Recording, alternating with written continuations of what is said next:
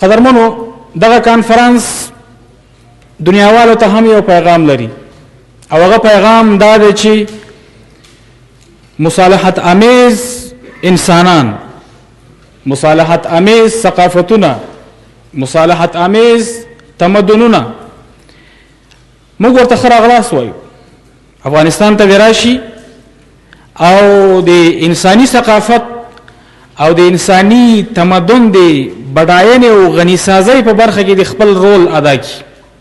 را دي شي افغانستان دی وګوري، د افغانستان ثقافت دی وګوري، د افغانستان تاریخ دی وګوري او د افغانستان د ارزښتونو نه د ځان خبر کړي. دغه خلک چې په مصالحت آمیز شکل راځي، د سیاحت دپاره راځي، د افغانستان د کتو دپاره راځي، د افغانستان د مطالعې دپاره راځي، دوی د زموږ غېږې خلاصې دي. دوی به دلته وګوري هغه خلک چې افغانستان ته د زورګویۍ دپاره راتلل، هغه خلک چې افغانستان ته د افغانستان په مظلومو انسانانو د ظلم دپاره راتلل، او هغه خلک چې افغانستان ته د دې دپاره راته چې خپله سلطه دلته برقرار کړي، ودې ګوري دا غرونه او درې دې وګوري، دا کلي دې وګوري چې لویشت لویشت خاوره د هغې خلکو په وینو باندې ککړه.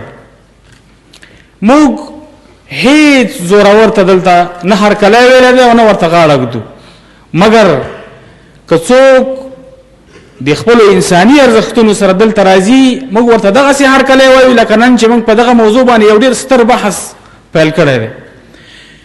د سیاحت په اړه په ټوله نړۍ کې د اسلامي لیدلوري نه بحث که شوی وي دا به فردي شوی وي. دا لومړی ځل دی چې یو اسلامي نظام د سیاحت په موضوع باندې بحث کوي او سیاحت هغه خپل لور ته راکاږي. سیاحت یوازې دا نه دی چې انسانان د خپل خوشحالۍ لپاره په سیمو باندې وګرځېږي. سیاحت دا د ثقافتونو د بډاینې یو مهم عنصر دی. سیاحت د تمدنونو د همغږي کولو یو مهمه لاره ده.